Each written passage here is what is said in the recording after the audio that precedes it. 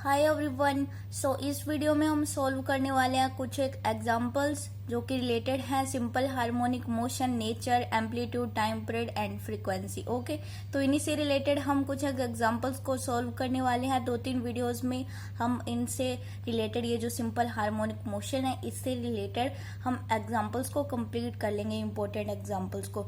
तो चलिए इस वीडियो में हम क्वेश्चन नंबर 1 शुरू कर लेते हैं।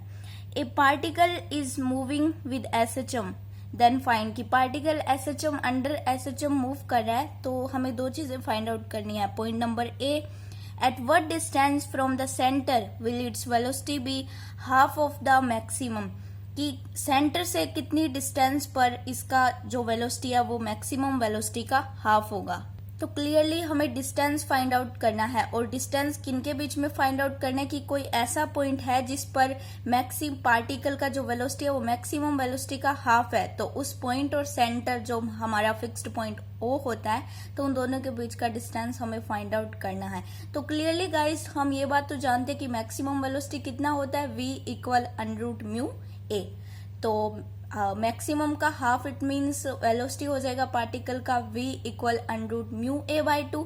तो √μa/2 जिस भी पॉइंट पर पार्टिकल का वेलोसिटी है, तो उस पॉइंट और फिक्स्ड पॉइंट o उन दोनों के बीच का हमें डिस्टेंस फाइंड आउट करना है। तो आप इस डायग्राम से समझ सकते हो कि हमने ये वाला डायग्राम देखा था ना, यहाँ पर a' ये a होता था, ये ओ फिक्स्ड पॉइंट, ये ओ फिक्स्ड पॉइंट, और यहाँ पर कोई पॉइंट पी होता था, तो उसको हम ना लेते हुए कोई पॉइंट हम ले लेते हैं, यू पॉइंट ले लेते हैं ये वाला। तो हमने देखा कि इस पॉइंट पर हम ये देखना चाहते हैं, हम समझना चाहते हैं कि हमें कौन सा डिस्टेंस फाइंड आउट करना है, कि अभी अभी मैंने बताया, लेकिन अगर वो समझ नहीं आता तो आप यहाँ से देख सकते हो। तो आप क्या देखोगे कि यहाँ हमने मान लिया कि इस पॉइंट यू पर जो मैक्सिमम का हाफ वेलोसिटी है वो पार्टिकल का है ये √μa/2। इट मीन्स इस पॉइंट यू और ओ के बीच का डिस्टेंस हमें फाइंड आउट करना है। तो हम कर लेंगे फाइंड आउट। तो इससे पहले हम बी नंबर पॉइंट को भी साथ ही देख लेते हैं।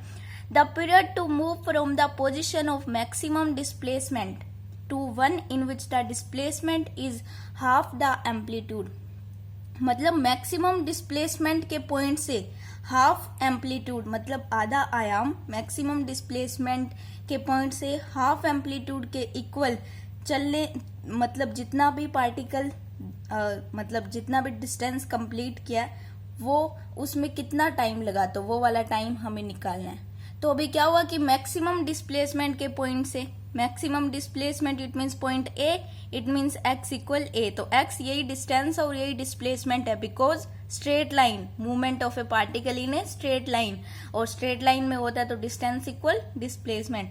तो मैक्सिमम डिस्प्लेसमेंट के पॉइंट से इट मीन्स पॉइंट ए, तो पार्टिकल यहां से चलना शुरू करता है। ओके, यहां से चलना शुरू करता है, और कितनी डिस्टेंस चलता है, x इक्वल a/2, कि मैक्सिमम डिस्प्लेसमेंट का हाफ मतलब x इक्वल a/2। a क्या होता है, एम्पलीट्यूड ही तो होता है, तो amplitude half amplitude, it means x equal a/2। तो x इक्वल a/2 डिस्टेंस चलने में जो टाइम लगता है पार्टिकल को, वो टाइम हमें फाइंड आउट करना है। तो अभी हमने क्वेश्चन को समझ लिया, चलिए हम सॉल्यूशन देख लेते हैं। तो सॉल्यूशन हम देखेंगे पॉइंट नंबर ए का, उसमें हमें डिस्टेंस चाहिए। तो चलिए हम डिस्टेंस को समझते हैं कि हम डिस्टेंस को कैसे फाइंड आउट कर सकते हैं।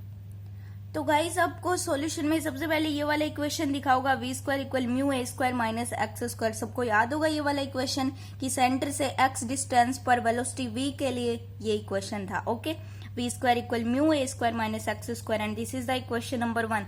तो ये वाला इक्वेशन हमने इसलिए लिया है क्योंकि हम इस इक्वेशन से डिस्टेंस निकाल सकते हैं, क्योंकि इसमें x है और v है, और x और v हम मतलब v हमें पता है और x हमें निकालना है, तो ऑब्वियसली हम निकाल सकते हैं ना, तो हम निकालेंगे। तो उसके लिए हमें मैक्सिमम वेलोसिटी तो पता होती है, v इक्वल √μa। तो अब क्योंकि होता क्या है कि अभी हमने क्या देखा, ये वाला डायग्राम आपको दिख रहा है। ओके, तो अभी हमने क्या देखा, अभी यहाँ पर जो कोई पॉइंट P होता है ना, तो वो डिस्टेंस तो x होता है और वो वाला ये डिस्टेंस है, और इस पॉइंट P पर ये वेलोसिटी वाला इक्वेशन है। ओके, तो यहाँ तक तो x है, तो हम डिस्टेंस x1 मान लेते हैं इन दोनों के बीच का, इन दोनों के बीच का डिस्टेंस हम x1 मान लेते हैं।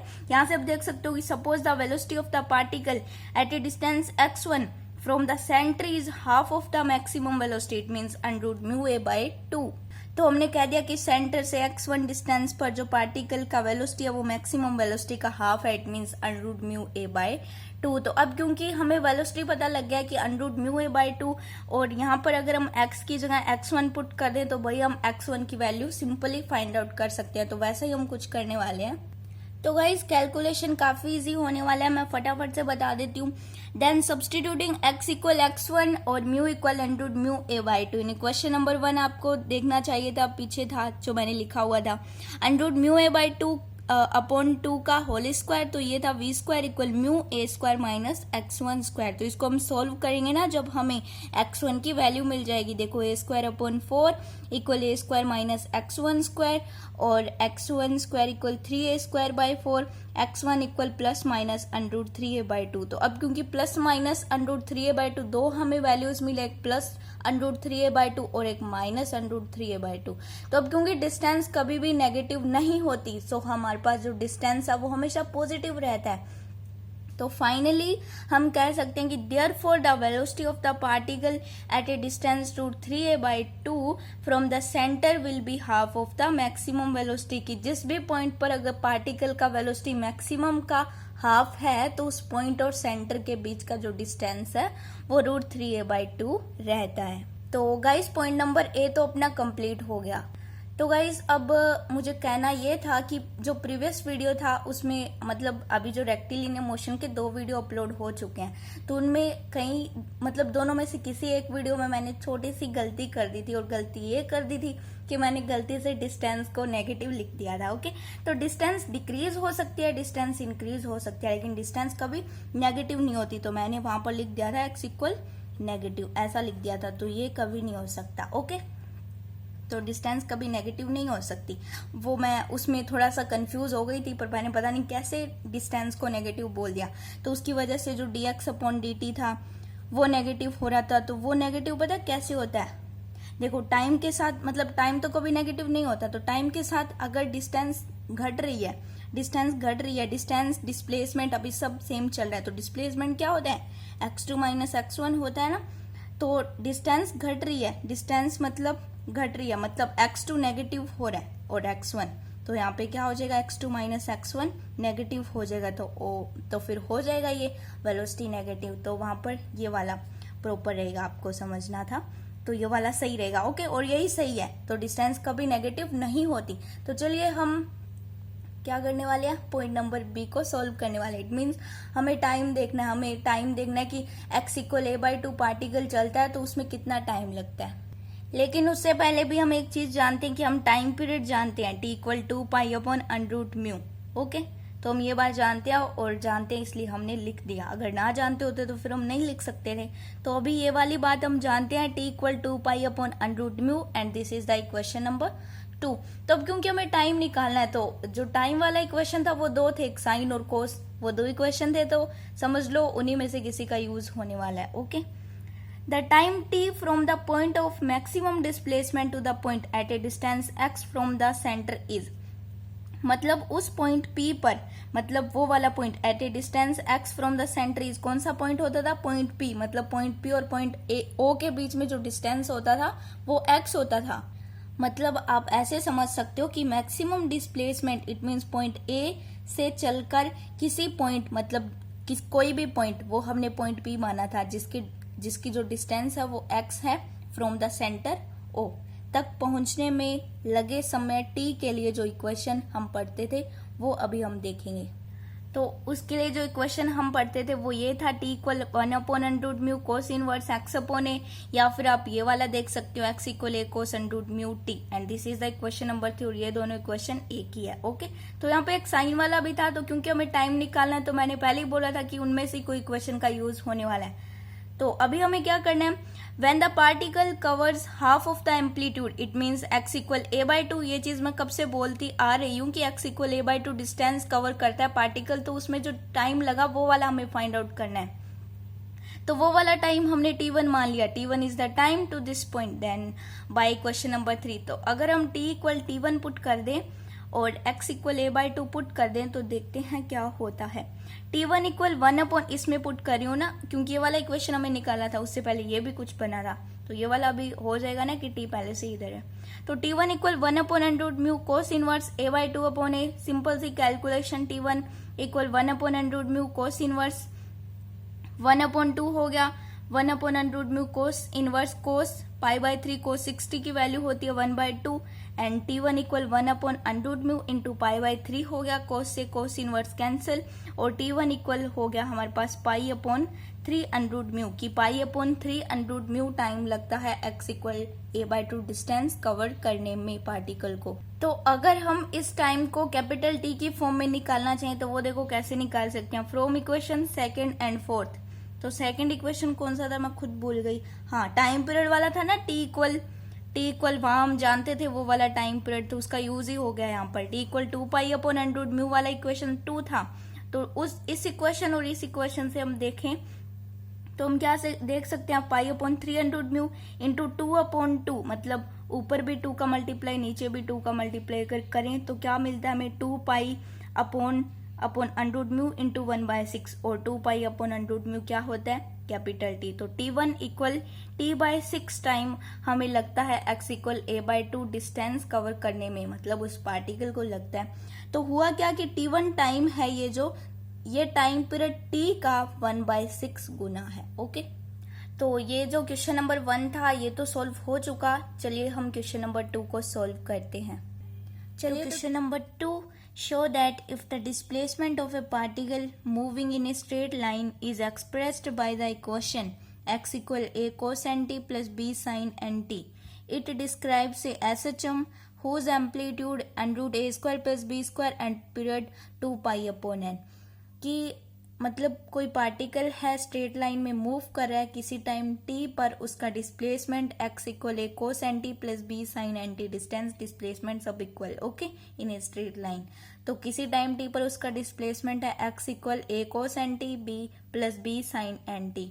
तो हम लोगों को सिद्ध ये करना है, प्रूव ये करना है, एक तो पार्टिकल का मोशन एसएचएम है और जिसका amplitude √a square plus b square है और उसका टाइम पीरियड है 2π/n, कि पार्टिकल का motion SHM √a square plus b square and 2π/n, ये तीन चीजें हमें प्रूफ करनी है। तब क्योंकि पार्टिकल का मोशन एसएचएम है तो उसके लिए जो इक्वेशन होता था वो क्या होता था, x डबल डॉट या d2x/dt स्क्वायर इक्वल -μx होता था। तो इस टाइप का अगर इक्वेशन हमारे पास बनता है तो प्रूफ हो जाएगा कि पार्टिकल का जो मोशन है वो एसएचएम है। तो ऑब्वियसली एक्सेलरेशन के लिए हमें ये x equal A cos N T B plus B sine N T इसका 2 बार डेरिवेटिव करना होगा, तभी जो इक्वेशन आएगा वो एक्सेलरेशन की फॉर्म में आएगा। तो हम करेंगे derivative with respect to t, तो ये हो जाएगा dx/dt equal -a sine N T into N, बहुत easily plus b cos N T into N.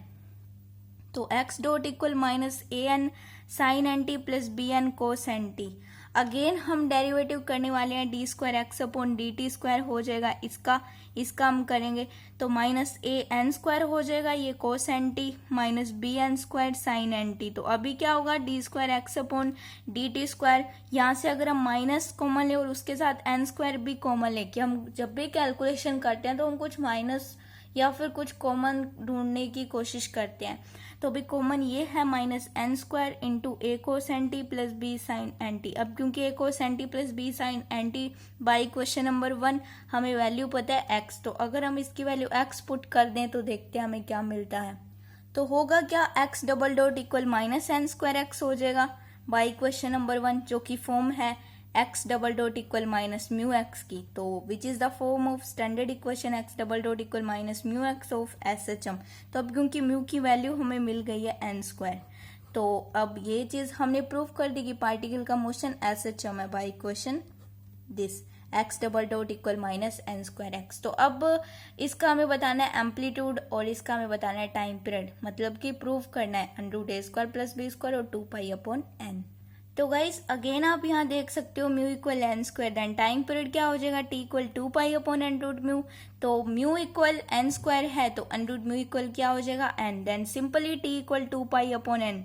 तो दो चीजें हमने प्रूव कर दी, पार्टिकल का जो मोशन है वो एसएचएम और जो टाइम पीरियड है जिसका टाइम पीरियड है 2 पाई अपॉन एन। तो अभी हमें देखना है amplitude. Now amplitude is the value of x for which D x upon D T equal 0। तो अब एम्पलीट्यूड x की वो वैल्यू है जहां पर dx अपॉन dt इक्वल 0 है। It means at point A की पॉइंट ए पर ही तो वेलोसिटी 0 होती है। तो एम्पलीट्यूड x की वो वैल्यू है जहां पर वेलोसिटी 0 है।